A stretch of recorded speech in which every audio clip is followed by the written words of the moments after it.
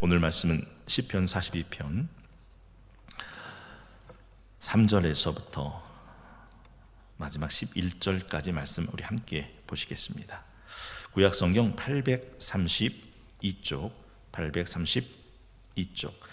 시편 42편 3절에서부터 11절까지 말씀을 한 절씩 교독하도록 하겠습니다. 사람들이 종일 내게 하는 말이 내 하나님이 어디 있느냐 하오니 내 눈물이 주야로 내 음식이 되었도다. 내가 전에 성의를 지키는 무리와 동행하여 기쁨과 감사의 소리를 내며 그들을 하나님의 집으로 인도하였더니 이제 이 일을 기억하고 내 마음이 상하는도다. 내 영혼아 네가 어찌하여 낙심하며 어찌하여 내 속에서 불안해하는가. 너는 하나님께 소망을 두라. 그가 나타나 도우심으로 말미암아 내가 여전히 찬송하리로다. 내 하나님이여 내 영혼이 내 속에서 낙심이 되므로 내가 요단 땅과 헤르몬과 미살산에서 주를 기억하나이다. 주의 폭풍 소리에 깊은 바다가 서로 부르며 주의 모든 파도와 물결이 나를 휩쓸었나이다.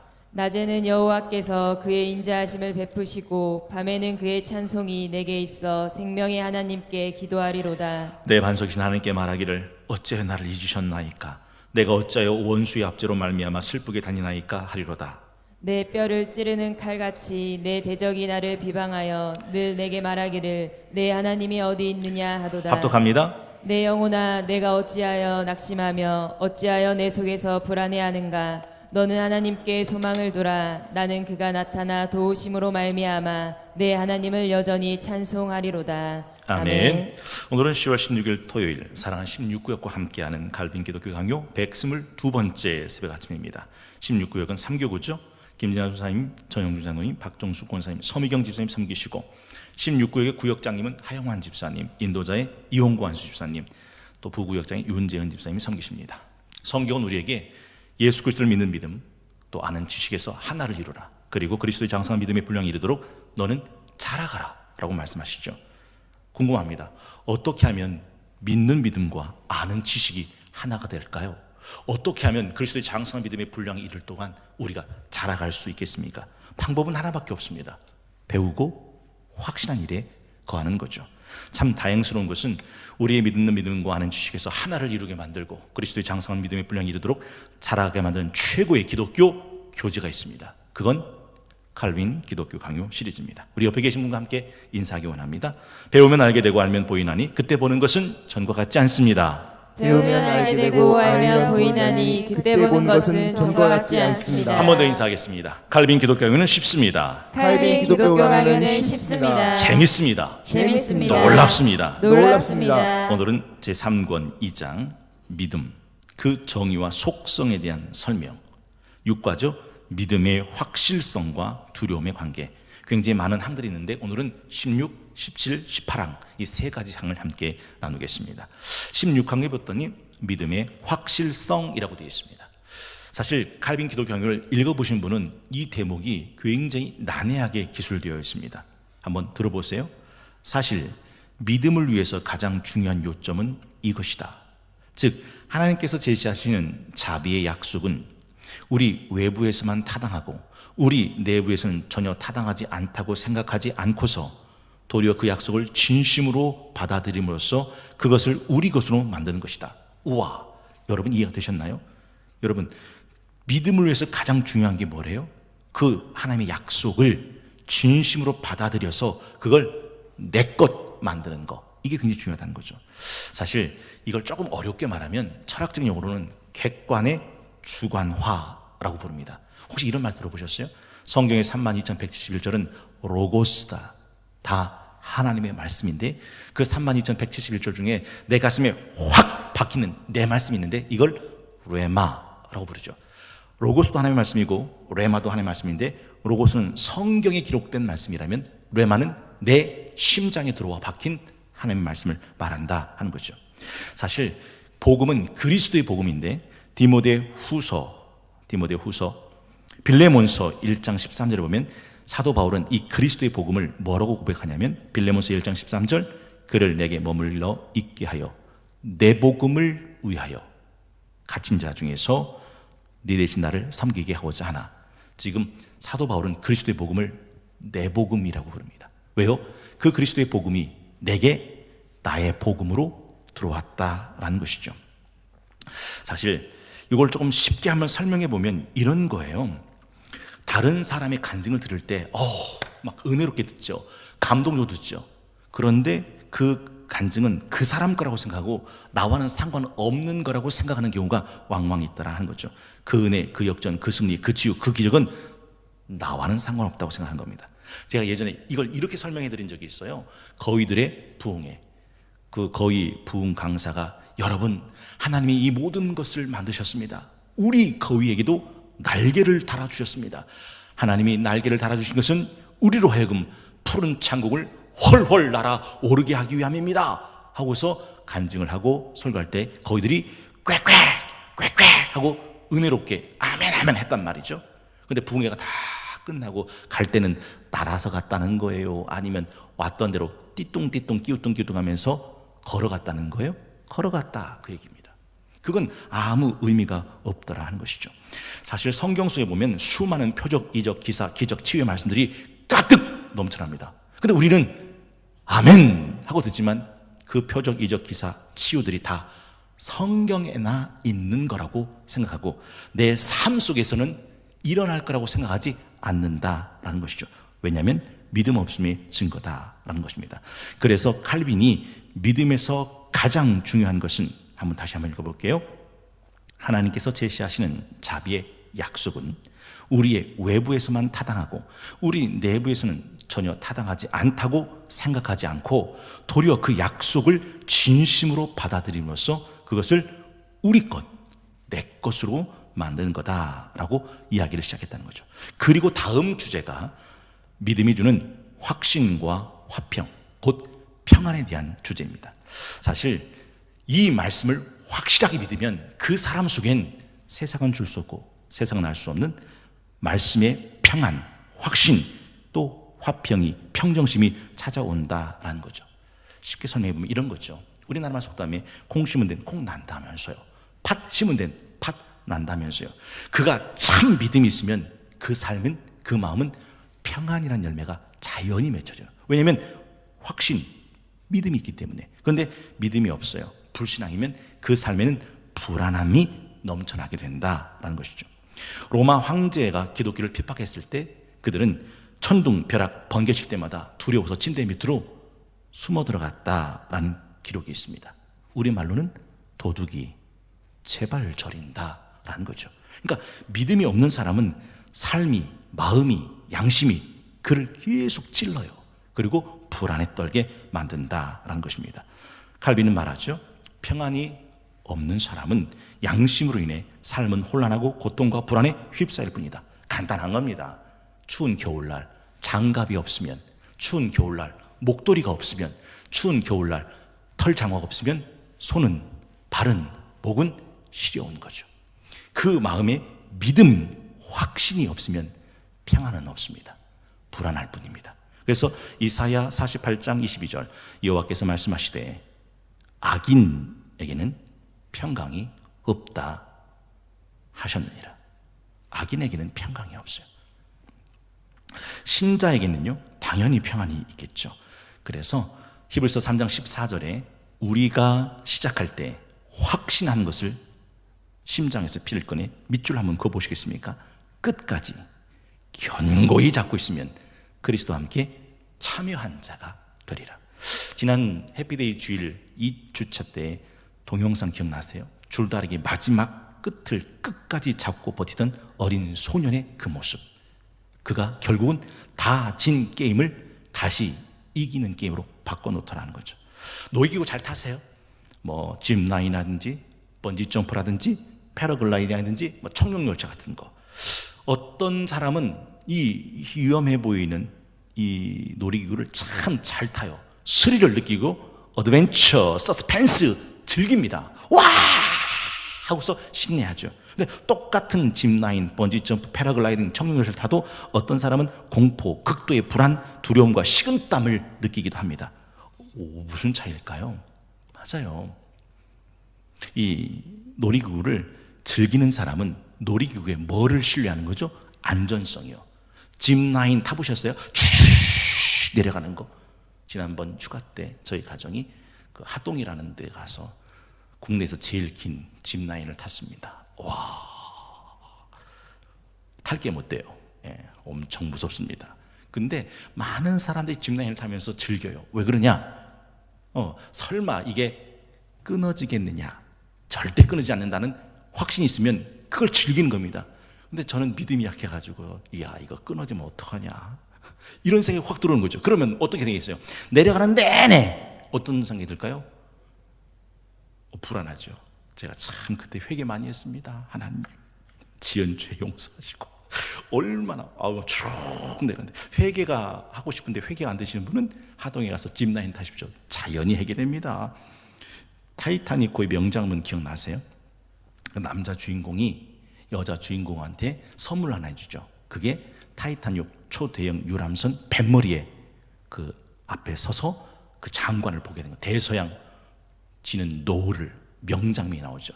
그때 두려워하던 여주인공에게 남자 주인공이 물어요. Do you trust me? 날 믿나요? 날 믿나요? 손을 내밉니다.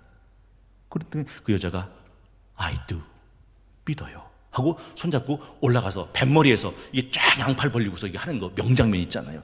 그거 난 다음에 아주 막 세계에서 다 그거 따라 하느라고 나룻배 타고서도 막 이러고 있었잖아요. 여러분들은 안 해보셨나요? Do you trust me? 날 믿나요? 그러면 두려워하지 말라는 거죠. 내가 서 있는 뱃머리에 올라서라는 거죠. 그러면 대서양의 그 멋진 노을의 장관이 펼쳐집니다. 칼빈은 이렇게 말해요. 참된 신자는 바로 하나님께서 그의 친절하시고 자비하신 아버지시라는 든든한 확신을 가지고 하나님의 풍성하신 자비하심을 기반으로 삼아 모든 일을 약속하는 사람이요, 또한 자기를 향하신 하나님의 자비하신 약속들을 의지하고 아무런 의심 없이 구원을 기대하는 사람이다. 이 사람이 믿음을 가진 신자다라고 말하죠. 찬송가 449장에 예수 따라가며 순종하는 길은, 이런 찬송이 보면 가사가 그렇게 되어 있지 않습니까? 예수 따라가며 복음 순종하면 우리 행할 길 환하겠네. 주를 의지하며 순종하는 자를 주가 늘 함께 하시리라. 의지하고 순종하는 길은 예수 안에 즐겁고 복된 길이로다. 여러분, 우리가 잘 아는 그리스도의 사랑은 어떤 사랑입니까? 어떤 것으로도 끊을 수 없는 사랑이죠. 그래서 로마서 8장 35절에 누가 우리를 그리스도의 사랑에서 끊으리요? 37절, 모든 일에 우리를 사랑하시니로 말미암아 우리가 넉넉히 이기니라. 38절, 내가 확신하노니 사망이나 생명이나 천사들이나 권세들이나 현재이나 장래이나 능력이나 높음이나 깊음이나 다른 어떤 피조물이라도 우리를 우리 주 그리스도 예수 안에 하나님의 사랑에서, 마음에서, 심장에서 피를 꺼내 밑줄 그어 보시겠습니까? 끊을 수 없으리라. 여러분, 하나님 안에, 예수 그리스도 안에 있는 하나님의 사랑에서 끊을 수 있는 이 세상에 어떤 것도 없습니다. 뭐마저, 죽음마저도 그 사랑에서 끊을 수 없습니다. 그렇다면 칼빈 기독교 강의를 읽어보시면 세 사람만이 진짜 신자입니다. 첫째, 하나님께서 자기에 대하여 인자하시며 호의를 가지신 아버지심과 그분의 관용을 근거로 삼아 모든 일을 약속하신 것을 굳게 확신하는 사람, 이 사람이 신자죠. 둘째, 천국의 기업을 확신 있게 자랑하는 사람, 이 사람이 신자죠. 여러분, 젊은 부자 관은 청년은 예수님께서 이렇게 말씀하셨잖아요. 네 재물을 팔아 가난한 자에게 나눠주고 나를 따라와라. 그러면 하늘에서 네 보화가 크리라. 보이지 않는 하늘을 이야기해요. 근데 이 젊은 부자 청년은 보이지 않는 하늘을 믿지 않아요. 내 손에 쥐고 있는 재물이 먼저입니다. 그래서 우리가 다 잘 아는 얘기예요. 그 청년이 재물이 많음으로 근심하며 돌아가니라. 하늘을 진짜 소망했다면 눈에 보이는 이 재물이 아니라 예수님께서 약속하신, 그러면 하늘에서 네 보화가 많다 하셨던 그 하늘, 그 보화를 취했을 건데 믿음이 없으니까 눈에 보이는 재물 때문에 하늘과 보화를 버리더라 하는 것이죠. 여러분, 은행에 적금 드는 이유가 뭡니까? 꼬박꼬박 적금 들면 만기되면 은행에서 내가 넣은 원금뿐 아니라 이자까지 탄다는 믿음이 있기 때문에 그 땀 흘려 번 돈을 은행에다가 맡기는 거 아닙니까? 마찬가지예요.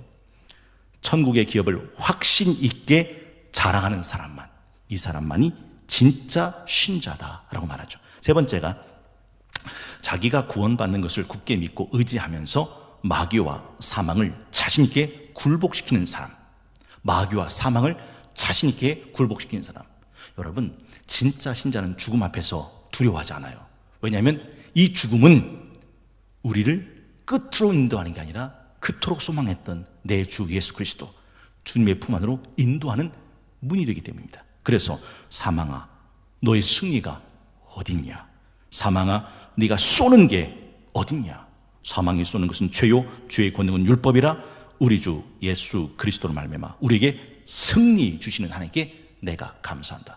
여러분, 잠잘 때 불안하고 두렵고 떨리면서 내가 자면 안 되는데 이렇게 잠자는 사람이 있습니까? 아니죠. 잠잘 때 어떻게 자요? 편안하게.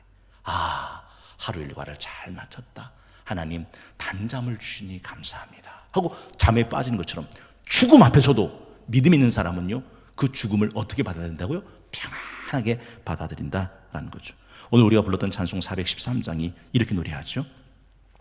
내 평생 가는 길 순탄하여 늘 잔잔한 강 같든지 큰 풍파로 무섭고 어렵든지 나의 영혼은 늘 편하다. 저 마귀는 우리를 삼키려고 입 벌리고 달려와도 주 예수는 우리 대장되니 끝내 싸워서 이기리라.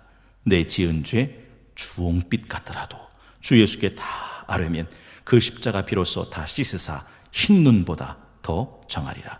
저 공중에 구름이 일어나며 큰 나팔이 울릴 때 주 오셔서 세상 심판해도 내 영혼은 겁없으리. 내 영혼 평안해. 내 영혼 평안해. 두 번째가 이제 17항입니다. 시험과 싸울 때의 믿음입니다. 근데 칼빈은 사람들의 이런 반론을 이야기합니다. 그러나 믿음을 갖고 살면서도 실제로는 불안하지 않냐? 실제로는 의심하지 않냐? 실제로는 의욕의 마음이 틈타 들어오지 않냐라는 거죠. 궁금합니다. 여러분, 믿음이 있다고 하면서 한 번도 불안해 본 적 없으십니까? 의심해 보신 적 없으십니까? 의욕이 내 마음을 틈타 들어온 적이 없으셨습니까? 칼빈은 이 난해한 문제를 이렇게 멋지게 풀어냅니다. 이렇게 흔들리는 성도들의 신앙, 세상의 공격을 일어난 주춤, 불안, 의심을 칼빈은 인정해 줍니다. 그런데 그 불안한 현실을 인정하면서도 그러나 그가 진짜 참 믿음이 있다면 그 불안을, 그 의심을, 그 의욕을 뚫고 마침내 확신 가운데 이른다라는 것이죠. 여러분, 죽은 씨앗을 땅에 묻어두면요, 땅 속에서 썩어요. 근데 살아있는 씨앗을 땅 속에 묻어두면요, 살아있는 씨앗은 그 땅을, 그 흙을 뭐하고 나와요? 뚫고 나오는 거죠. 묻혔어도 뚫고 올라오더라 하는 것이죠. 오늘 본문에 다윗의 이야기가 그거예요. 다윗이 세상 살면서 확신만 갖고 살았던 사람이 아닙니다. 때로는 그 마음에 의심이, 의욕이, 불안이 찾아오죠. 그래서 3절에 사람들이 종일 내게 하는 말이 내 하나님이 어디 있느냐 하오니 내 눈물이 주야로 내 음식이 되었도다.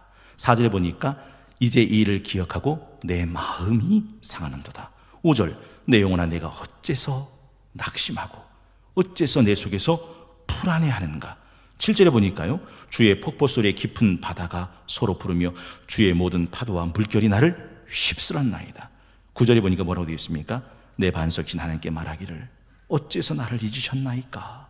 내가 어찌하여 원수의 압제로 말미암아 슬프게 다니나이까 하려다. 이게 다윗의 실존입니다. 근데 다윗이 이런 불안과 걱정과 눈물에 갇혀 있습니까? 아니잖아요. 5절 내 영혼아 네가 어찌하여 낙심하며 어찌하여 내 속에서 불안해하는가. 너 하나님께 소망 두어라. 그가 나타나 도우심으로 말미암아 내가 어떻게 해요? 여전히 불안한데, 두려운데, 눈물 나는데, 겹겹이 쌓여있지만 난 여전히 여호와를 찬송할 것이다. 그리고 8절에는 낮에는 여호와께서 그의 인자하심을 베푸시고 밤에는 그의 찬송이 내게 있어 생명의 하나님께 기도하리로다. 그리고 마지막 10절 11절 우리 함께 합독해 봅니다. 시작. 내 뼈를 찌르는 칼같이 내 대적이 나를 비방하여 늘 내게 말하기를 내 하나님이 어디 있느냐 하도다. 내 영혼아 내가 어찌하여 낙심하며 어찌하여 내 속에서 불안해하는가. 너는 하나님께 소망을 두라. 나는 그가 나타나 도우심으로 말미암아 내 하나님을 여전히 찬송하리로다. 여러분 느낌이 오십니까? 그래서 이 말씀을 준비하다가 제가 그 가을 우체국 앞에서라는 노래가 떠올랐어요. 요즘 굉장한 핫 이슈, 역주행을 하는 노래 중에 하나가 가을 우체국 앞에서예요. 이 가을에 딱 맞는 노래죠. 가을 우체국 앞에서 그대를 기다리다 노란 은행잎들이 바람에 날려가고 지나간 사람들 같이 저 멀리 가는 걸 보내 세상의 아름다운 것들이 얼마나 오래 남을까. 여러분 들어보세요. 한여름 소나기 쏟아져도 굳세게 버틴 꽃들과 지난 겨울 눈보라에도 우뚝 서 있는 저 나무들 같이. 와, 한여름 소나기 쏟아져도 굳세게 버틴 꽃들과 지난 겨울 눈보라에도 우뚝 서 있는 저 나무들 같이.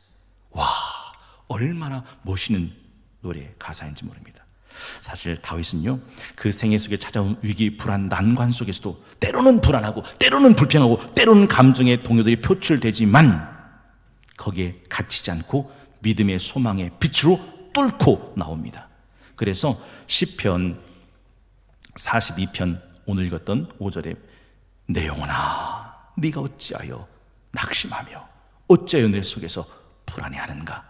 너는 하나님께 소망을 두어라.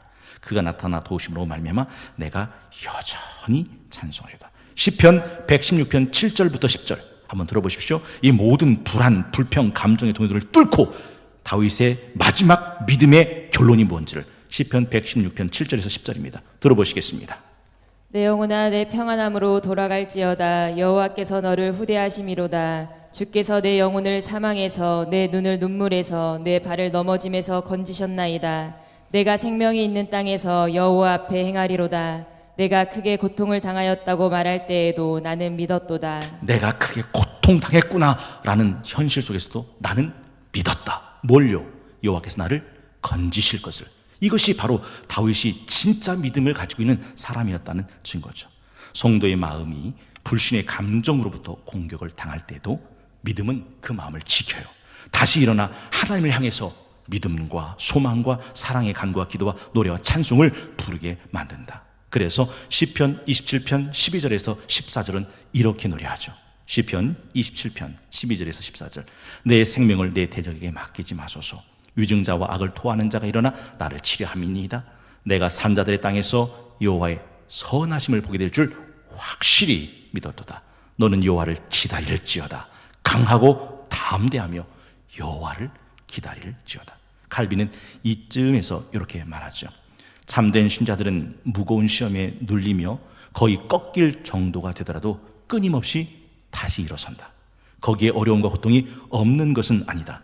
그러나 그들은 자기 마음이 약한 것을 알기 때문에 하나님의 말씀과 함께 시편 119편 43절 진리의 말씀이 내 입에서 조금도 떠나지 말게 하소서. 내가 주의 규례를 바랐음이니이다. 44절 내가 주의 율법을 항상 지키리이다. 영원히 지키리이다 라고 기도한다 라고 말하고 있습니다.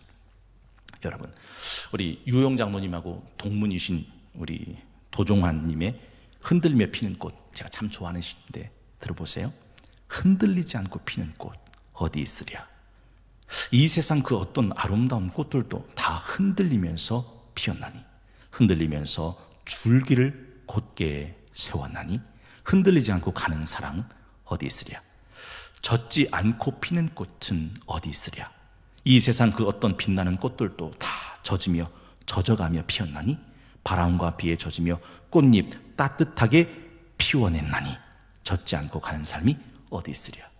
신앙도 물론 흔들리지 않는 확실과 확신이 신앙이지만, 믿음이지만 때로는 현실 속에서 불신의 공격을 받음으로 흔들린다는 말이에요. 그런데 진짜 신앙은 뭐 한다는 거예요? 그걸 뚫고 다시 일어서 마지막 결론은 하나님께 소망을 두고 하나님의 신실하심을, 구원하심을 끝까지 믿는 결론에 이르게 된다라는 거죠.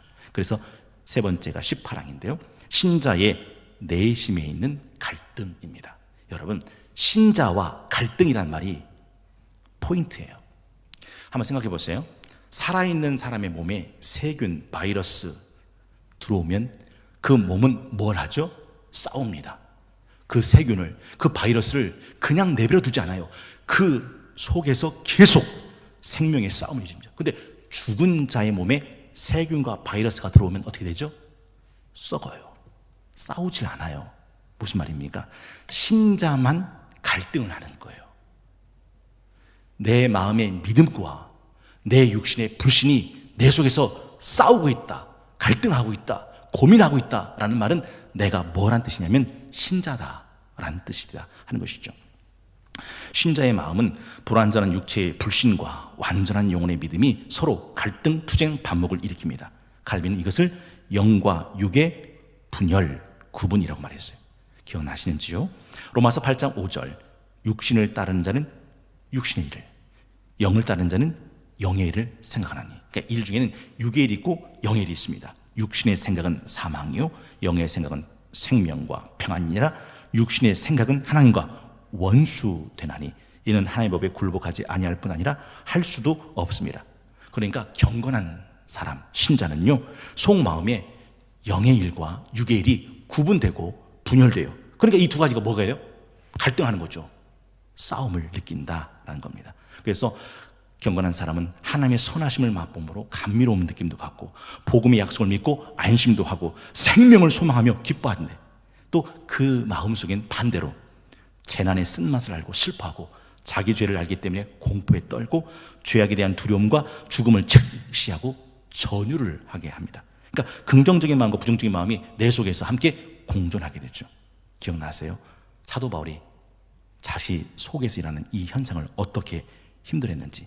로마서 7장 15절, 내가 행하는 것을 내가 알지 못하나니 곧 내가 원하는 것은 행하지 아니하고 도리어 미워하는 것을 행함이라. 만일 내가 원하지 아니하는 것을 그것을 행하면 내가 이로써 율법이 선한 것을 시인하노니 이제는 그것을 행하는 자가 내가 아니오 내 속에 거하는 죄니라. 내 속 곧 내 육신에 선한 것이 거하지 아니한 줄 아노니 원함은 내게 있으나 선을 행하는 것은 없노라. 내가 원하는 바 선은 행하지 않고 도리어 원하지 아니하는 바 악을 행하는도다. 만일 내가 원하지 않은 그것을 하면 이를 행하는 자는 내가 아니고 내 속에 거하는 죄니라. 심장에서 피를 꺼내 밑줄 한번 그어보시겠습니까? 그러므로 내가 한 법을 깨달았노니 곧 선을 행하기 원하는 나에게 악이 어떻게 함께 있는 것이로다. 내 속에서 갈등하고 있다는 것은 내가 뭐란 뜻이냐면 진짜 신자다라는 뜻의 반증이다라는 거죠. 이런 예화가 생각나더라고요. 어느 어머니가 두 아들이 있었는데 장남은 집신장사, 둘째는 남학신장사예요. 그러니까 그 엄마는 비가 오면 두 가지 감정이 다 있어요. 비가 오면 첫째 아들 집신이 팔려요, 안 팔려요?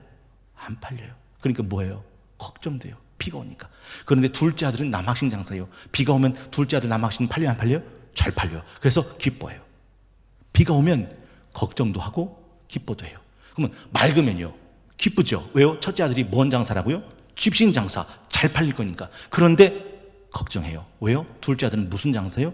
남학신 장사. 그러니 비가 오나 맑으나 걱정과 근심이 같이 있는 것은 왜요? 엄마의 마음이기 때문에 그런 거죠. 신자의 마음 속엔 이런 갈등이 일어난다라고 말합니다. 이런 갈등은 이 세상을 살아가는 현실에서는 끝날 수 없습니다. 계속해요. 이 세상에 근심된 일이 많고 참 평안을 몰랐구나. 이 세상에 곤고한 일이 많고 참 쉬는 날 없었구나. 이 세상에 죄악된 일이 많고 참 죽을 일 쌓였구나. 그런데 언제 이 모든 세상의 불완전한 믿음의 동요 흔들림이 사라지는가? 장차 그날이 오면. 그래서 고린도전서 13장 17절이 그렇게 되어 있잖아요. 우리가 지금은 거울로 보는 것 같이 희미하나 그때는 얼굴과 얼굴을 대하여 볼 것이요 지금은 내가 부분적으로 하나 그때는 주께서 나를 아신 것 같이 내가 온전히 알리라. 그래서 믿는 자 속에 믿음과 의심이 뒤섞여 있다면 우리는 믿음이라는 게 모호한 거구나, 혼란스러운 거구나 라고 하는 생각으로 기울게 되는 거죠. 여러분 기억나세요? 원래 믿음은 칼빈이 뭐라고 말했습니까? 하나님의 뜻에 대한 확실하고도 분명한 지식이라고 정의했어요. 그런데 신전 현실 속에서는 이렇게 흔들림 동요가 같이 있으니까 믿음과 의심이 함께 섞여 있으면 믿음이라는 게 이게 모호한 거구나, 불안한 거구나, 혼란스러운 지식에 근거하는 거구나 라고 자연히 생각이 기울어지게 되는데, 여기서 칼빈은 단호하게 이런 지하에 NO라고 말하죠. 절대 믿음은 그럴 수 없다. 왜냐하면 믿음은 우리의 다양한 생각에 마음이 흐트러져 있다고 해서 믿음으로부터 완전히 끊어져 멀어져 버리는 일은 일어나지 않기 때문이다 라고 말하죠. 여러분, 고린도후서 4장 8절에 우리가 사방으로 우겨쌈 당해도 쌓이지 아니하고, 답답한 일 당해도 낙심하지 않고, 핍박 받아도 버림받지 않고, 거꾸로 팀을 당해도 망하지 않고, 우리가 항상 예수 시킨 것을 몸에 짊어짐은 예수의 생명도 우리 몸에 나타나게 하려 함이라. 우리 산자가 항상 예수를 위하여 죽음에 넘기움은 예수의 생명이 또한 우리 죽을 육체에 나타나게 하려 함이니라. 그런 즉 사망은 우리 안에서 역사하고 생명은 너희 안에서 하느니라. 여기서 생각나는 사자성어 기억나시죠? 낭중 지추. 송곳은 주머니 안에 갇히지 않아요. 반드시 그 주머니를 뚫고 나오죠. 이유는 하나입니다. 그것은 끝이 예리한 송곳이기 때문에 그렇습니다. 우겨쌈 당한다고 쌓이지 않습니다. 답답한 일 당한다고 낙심하지 않습니다. 핍박 당한다고 해서 버림받지 않고, 거꾸리 틈을 당한다고 해서 망하지 않고, 예수의 생명이 우리 삶 속에서 반드시 나타나게 된다라는 거죠. 그래서 칼빈은 이걸 이렇게 이야기를 해요. 우리의 마음속에 믿음이 현실적으로 많은 파상적인 공격을 받는다 하더라도 그 공격으로 믿음에서 파손되거나 파국으로 치닫게 되지는 않기 때문이다. 싸움의 끝은 항상 이러하다. 믿음은 난간들에 둘러싸여 우경에 처한 듯 보일 때에도 궁극적으로 그 난간들을 뚫고 다시 일어나기 때문이다. 좀 복잡합니까? 이걸 지난번 박은신 목사님이 새벽 설교 때 주인공 얘기로 풀어주셨어요. 여러분, 박은신 목사님이 액션 영화를 좋아한다고요? 싫어한다고요? 싫어한대요. 왜 싫어한다고요? 이거 다 죽을 건데, 각이 그런 건데, 총알이 빗발쳐도 주인공은 총알을 안 맞아. 맞아도 안 죽어. 죽었다고 생각했는데 다시 살아나. 언제 나타납니까? 언제까지 살아있습니까? 끝날 때까지. 왜요? 주인공이니까. 믿음이 주인공이에요. 믿음은 어떤 난관을 만나더라도 반드시 그 난관을 뚫고 다시 일어난다라는 거죠. 10월 16일 토요일 칼빈 기독교 강요 122번째 시간, 제3권 2장 믿음, 그 정의와 속성에 대한 설명 6과 믿음의 확실성과 두려움의 관계 16항 믿음의 확실성 17항 시험과 싸울 때 믿음 18항 신자의 내심에 있는 갈등을 함께 나누었습니다. 이 말씀을 정리하면서 이 찬양이 참 좋겠다 싶어서 357장 찬송을 함께 부르기를 원합니다. 357장. 가사가 그렇게 돼 있어요. 주 믿는 사람이 일어나 힘을 합하여 이 세상 모든 마귀를 다 쳐서 멸하세. 저 앞에 오는 적군 다 싸워 이겨라. 주 예수 믿는 힘으로 온 세상을 이기네. 믿음이 이기네. 믿음이 이기네. 주 예수를 믿음이 온 세상 이기네. 2절입니다. 온 인류 마귀 괴율로 큰 죄에 빠지니 진리로 띠를 띠고서 늘 기도드리세. 참 믿고 의지하면서 겁없이 나갈 때 주 예수 믿는 힘으로 온 세상 이기네. 믿음이 이기네. 믿음이 이기네. 주 예수를 믿음이 온 세상 이기네. 3절 우리 함께 읽어볼까요? 함께 읽겠습니다. 시작. 끝까지 이긴 자에게 흰옷을 입히고 또 영생복을 주시니 참 기쁜 일일세. 이 어두운 세상 지나서 저천성 가도로 주 예수 믿는 힘으로 온 세상 이기네. 믿음이 이기네. 믿음이 이기네. 주 예수를 믿음이 온 세상 이기네. 우리 함께 부르겠습니다. 주 믿는 사람 일어나 다 힘을 합하여 이 세상 모든 마귀를 다 쳐서 멸하세. 저 앞에 오는 적군을 다 싸워 이겨라. 주 예수 믿는 힘으로 온 세상 이기네. 믿음이 이기네. 믿음이 이기네. 주 예수를 믿음이 온 세상 이기네.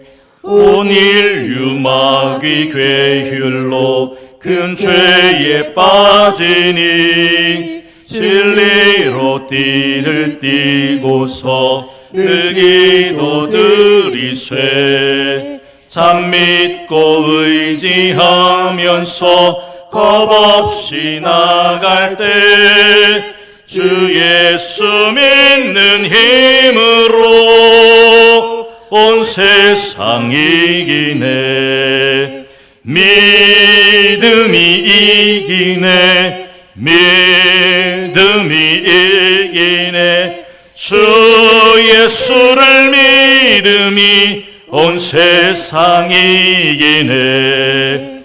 끝까지 이긴 자에게 흰 옷을 입히고 또 영생 복을 주시니 참 기쁜 일일세. 이 어두운 세상 지나서 저 천성 가도록 주 예수 믿는 힘으로 온 세상 이기네.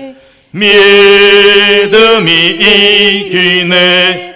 믿음이 이기네. 주 예수를 믿음이 온 세상 이기네. 주님께서 가르쳐준 기도 함께 드리겠습니다. 하늘에 계신 우리 아버지, 아버지의 이름을 거룩하게 하시며 아버지의 나라가 오게 하시며 아버지의 뜻이 하늘에서와 같이 땅에서도 오늘 우리에게 일용할 양식을 주시고 우리가 우리에게 잘못한 사람을 용서하여 준 것 같이 우리 죄를 용서하여 주시고 우리를 시험에 빠지지 않게 하시고 악에서 구하소서. 나라와 권능과 영광이 영원히 아버지의 것입니다. 아멘.